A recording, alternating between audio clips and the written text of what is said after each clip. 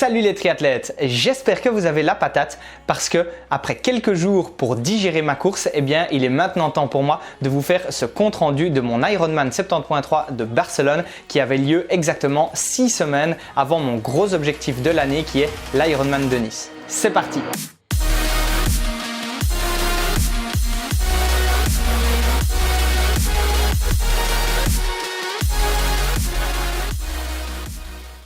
Alors déjà, quelques jours avant la course, il y a eu un petit coup de stress parce que j'avais pas prévu que je devrais prendre mon vélo dans l'avion. Donc il a fallu le rajouter au billet, trouver en dernière minute une valise spéciale vélo contre la montre. Donc déjà, je te remercie beaucoup Hugues de m'avoir prêté ta valise qui a été juste parfaite pour ce voyage. Et puis moi qui suis pas très à l'aise au niveau mécanique vélo,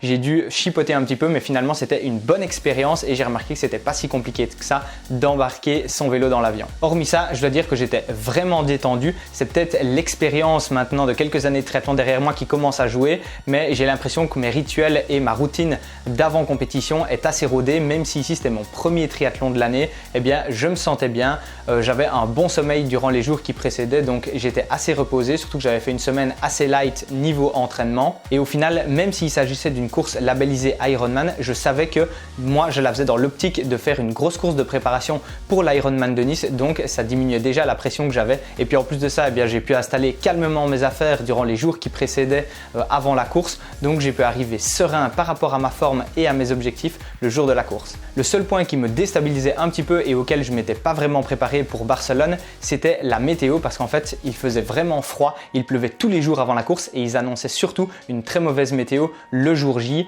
Mais finalement, je me suis dit qu'il fallait que je prenne ça comme un test par rapport à Nice où finalement, même si souvent il fait chaud, ça peut arriver et donc il fallait se préparer aussi à ce genre de conditions. Le dimanche de la course, je me lève tôt, environ vers 4h15 parce que le départ avait lieu vers 7h05. Donc petit rituel et petit déjeuner habituel du matin avant course, ça je sais que ça fonctionne bien. Et puis direction le parc de transition pour affiner et positionner mes dernières affaires avant le départ. Et puis après j'ai enfilé ma combi, j'ai fait mon petit échauffement avec mon élastique et puis je me suis dirigé dans l'eau pour prendre la température et terminer mon échauffement. Et puis après je me suis placé dans le box, le deuxième parce que je savais que j'allais nager aux alentours de 31 minutes et comme c'était un rolling start, je voulais être assez bien situé. Avec tous ces préparatifs, j'ai pris un départ sans m'affoler, directement sur mon rythme et sans me mettre dans le rouge, ce qui m'a permis de trouver assez rapidement une bonne nage et surtout de me concentrer sur l'orientation parce que la mer était assez agitée, donc c'était assez challengeant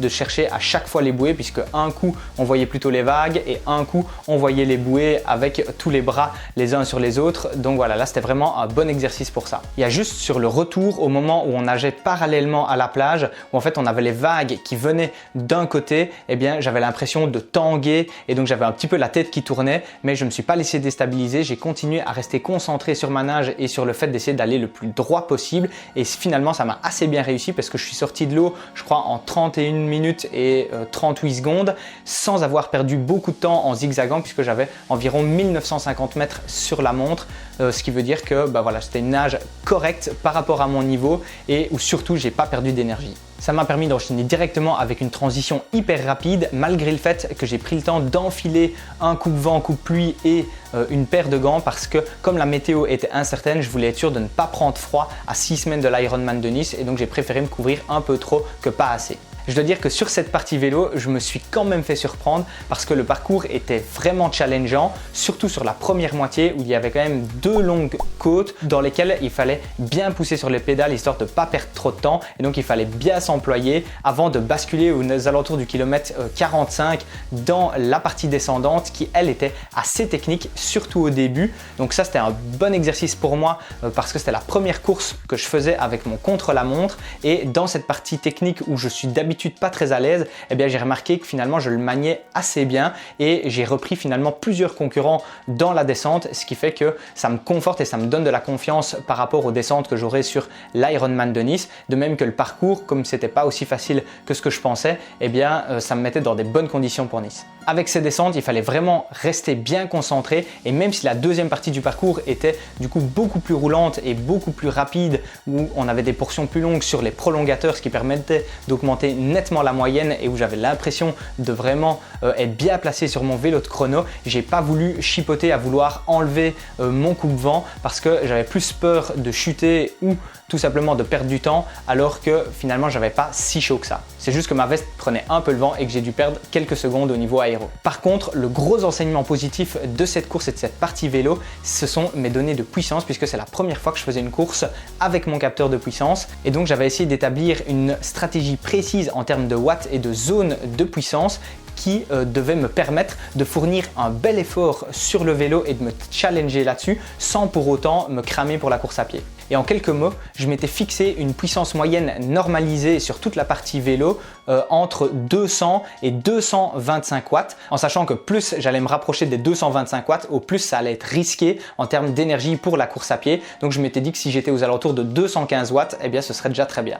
Et sur base de ces données-là, eh bien je m'étais fixé de faire les côtes entre 220 et 260 watts selon le pourcentage de la côte, d'essayer de maintenir entre 215 et 220 watts sur le plat, ce qui n'est pas si facile pour moi, surtout quand on arrive aux alentours de 80 km de course et où la fatigue commence à se faire sentir. Et forcément être un peu plus bas dans les descentes puisque là ça dépend, mais parfois on a des virages ou des parties très techniques où on ne pédale pas et où donc forcément le capteur de puissance là est un petit peu moins intéressant à utiliser. Au final, je boucle la partie vélo en 2h52, ce qui n'est pas un chrono énorme sur le papier, mais finalement j'étais très content parce que le parcours était plus difficile que ce que je pensais, avec de belles côtes et environ 1250 mètres de dénivelé positif, des descentes techniques qui ne permettaient pas de récupérer autant la vitesse moyenne perdue durant les côtes et avec une puissance moyenne normalisée de 219 watts, donc vraiment dans la fourchette que je m'étais fixée. D'autant plus que ça ne m'a pas coupé les jambes pour la course à pied et justement on y vient. Après une T2 vraiment rapide et efficace, eh bien, je suis parti sur ces 21 km de course à une allure d'environ 4 minutes au kilomètre,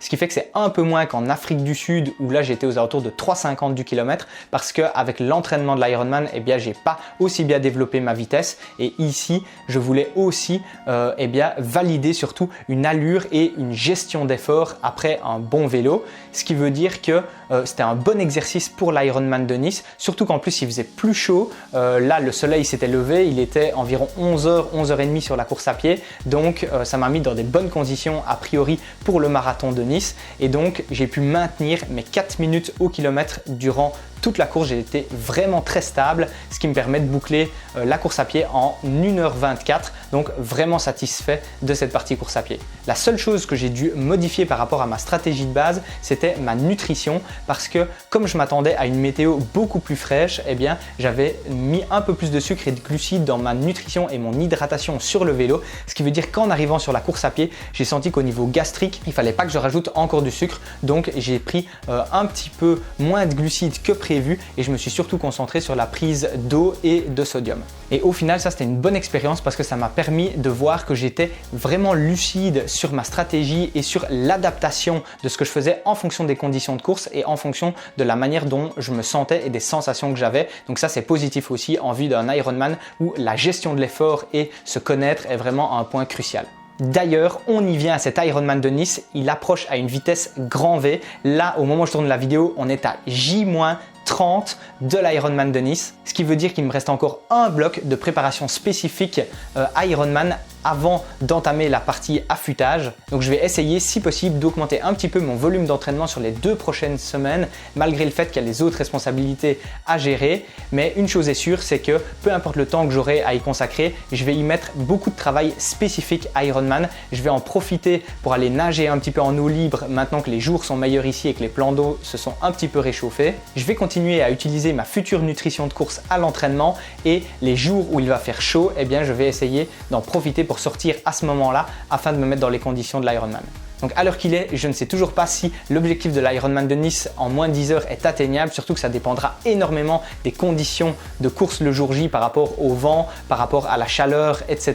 Et donc, eh bien moi je reste tout simplement motivé pour ce dernier gros mois avant la course et je vais essayer de vous partager un maximum de choses sur mes entraînements avec mon compte Strava et sur Instagram comme je l'ai fait pour l'Ironman 70.3 de Barcelone. Donc n'hésitez pas à vous abonner et à vous abonner à la chaîne YouTube pour suivre tous mes prochains conseils que je vais vous partager. Moi je vous dis à très bientôt. En attendant, n'oubliez pas, on progresse ensemble et c'est bon la magie du triathlon.